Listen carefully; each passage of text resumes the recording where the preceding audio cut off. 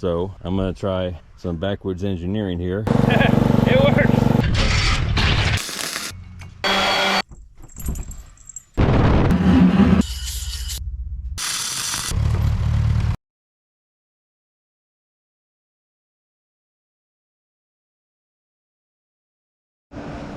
All right, folks, welcome back to another video. Today we are talking about my tackle box, which has been 35, 40 years in the making.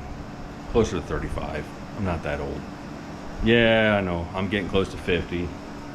Don't beat me up too hard. But I'm gonna show you what I got, and you're gonna probably like it quite a bit. So stick around, and I'm gonna show you the contents of my tackle box and how I have it set up and why I have it set up the way it is. So let me get you guys up on the tripod, and I'm going to show you what I got.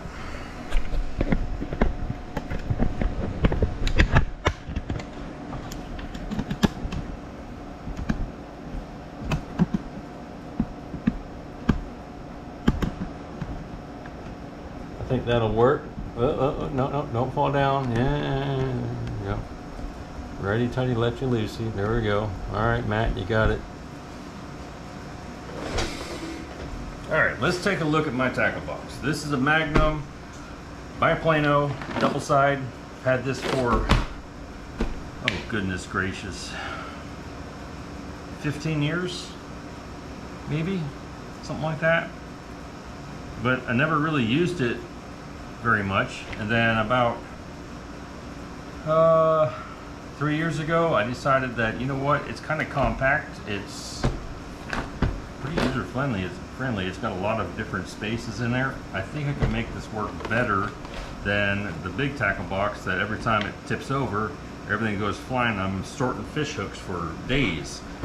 So let's open up this side of my tackle box and see what we got. First off, you're gonna notice I got a lot of little tiny jars in here in little containers. All right, but let's go down here. Got a couple gloves in case I need them. Actually, I think that's like 4. Got a pair of pliers. All right, I got this little doohickey here for tying knots. I've tried it, it works. Sometimes it works, sometimes it doesn't, but kind of cool to try. Got a very important tape measure. Need that for your limit sizes. Then I got in here, there's a bobber there. That's one of those slider bobber things. And let's see, I got a spinner bait in here, basically a rattler. I've got a bunch of these ones somewhere. I just don't know where they're at right now. Here's another lure that I've used quite a bit. And of course, you need a place to put all your fish. Got that. Got some forceps pliers in here. And then, what is this? Don't need that. Don't need that either. A couple of jigs that are loose lying around. And I believe they go in this little container.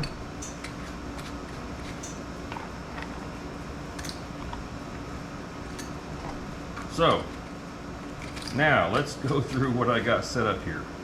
I've got a bunch of little containers in here, and it's basically sorted out to where if something were to crack open, I don't have a lot of little pieces flying around everywhere. I just got little jars or containers. And these little jars right here, they are glass. Got these at Hobby Lobby, but you can also get them at Dollar Tree, not Dollar General, but Dollar Tree.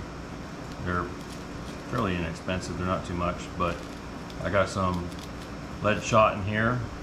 Matter of fact, this whole section here is a bunch of lead shot, different sizes, different weights. I got some leaders over here. I got some matches. I got a Bic lighter, just in case I need to melt something or burn the end of a liner or whatever. And let's see. Here's some more swivels. These are all swivels, pretty much. I got some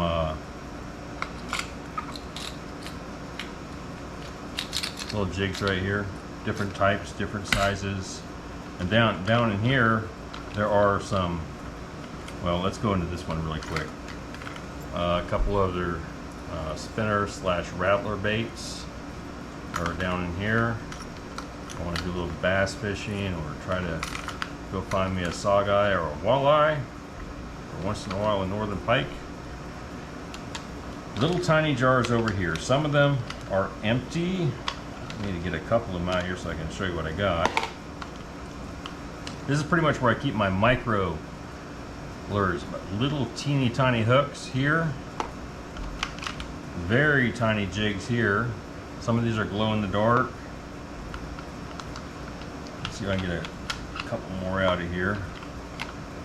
Pretty much more of the same, but they're all different varieties. So I have a big selection, and there's usually 4 or 5 in each one. So like I said, if this thing tips over and dumps on the ground, instead of chasing 5 pieces, I'm only chasing one little jar. And there's another little jar down here that's got some hooks in it. Let's see if I can get the empty ones at the bottom this time around.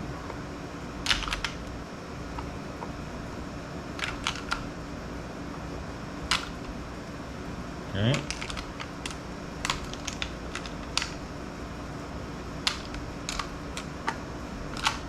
Over here, there's some larger ones.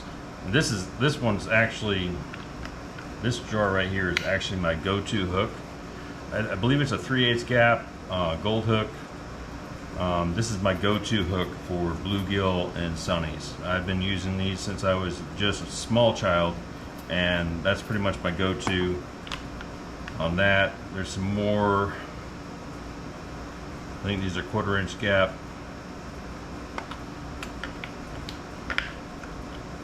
Some more hooks. These also work good. These are about a 1/4 inch gap. They're a longer shank on them. Those work really good for bluegill, but these gold ones I've been using for years. Really easy to thread a night crawler on there or a red worm, and off you go to the races, and you got some fish on the line. Some more variety hooks here. These canisters are actually for like coin collectors, and I believe these are the $1/2 ones. They work pretty good. Treble hooks in this one, right? And I got a spool here of fishing line, just extra fishing line. I took it off the regular reel, you know, the regular spool that you buy from the store, and I put it on this one. I got this from Hobby Lobby, and they're in the sewing section, and they have ribbons of something around them for something with artsy stuff with sewing. But it's a spool, and it works really great for this. And I just glued everything together after I took all that stuff off, and I put some fishing line on there. And then here's some line for if you're gonna go like hand fishing or ice fishing. It's a heavier line, and you don't need a pole. You can just throw a hook on there and toss it out there, and it's really easy to grip it and pull your fish in. Okay. Swivels, I already covered that. All right, let's put everything back in here and switch to the other side.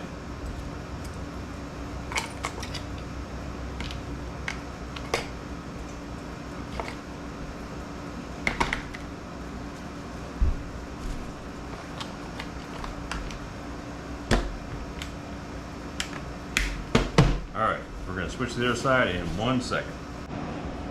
Okay, here we go, off to side number 2.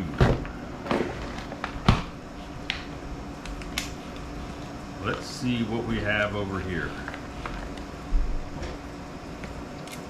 Got some bigger hooks right here. Got a pair of extra readers, just in case I lose mine.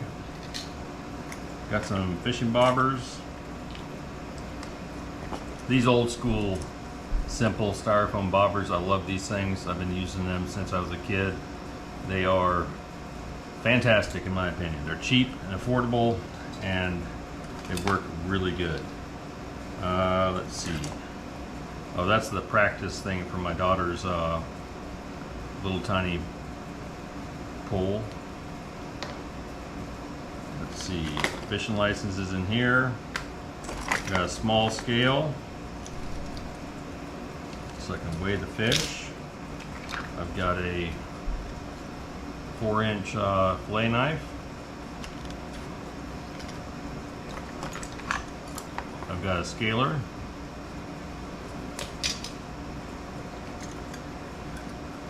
Got some more lures here, some spinners, a couple more bobbers. And I don't know what this is and why it's here. But it's there. Okay. In here, I got these taped up so I can get them out. These are just basically some rubber worms. I got tucked into these little jars so they stay relatively moist. Over here, some more of the same, but these are some smaller ones. They're green and there's a little bit of liquid in there so they don't dry out. And what do we have here? Oh, these are small baits for like crappie or whatever. They're colored. They apparently taste good to fish. These are, what are these worms called? Can't remember right off the top of my head. These are really dried out. I probably should replace those. Got some more over here. These are not near as dried out, but they're colored red. Probably with red dye number 40, you know, that causes cancer. And then these ones are also colored with something dye yellow. Causes cancer, I'm sure. Okay, what we got here? Oh, these are fake, these are rubber crawfish. That's what's in here. Just in case I'm feeling froggy, I want to go after the big ones. And some more different colored rubber worms. Same over here, as well as here. And over here, these are like yellow and, no, neon green and orange. But that's pretty much it on this side. Go ahead and get everything back in here.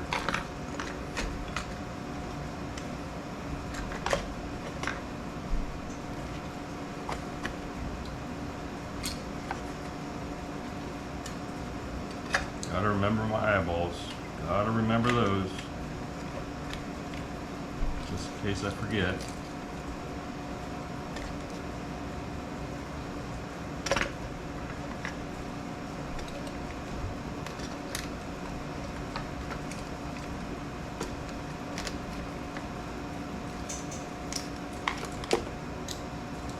Yeah, love these bobbers.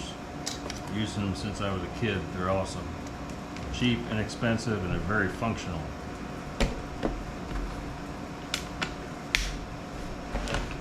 That's my tackle box right there. Both sides. Works out really good.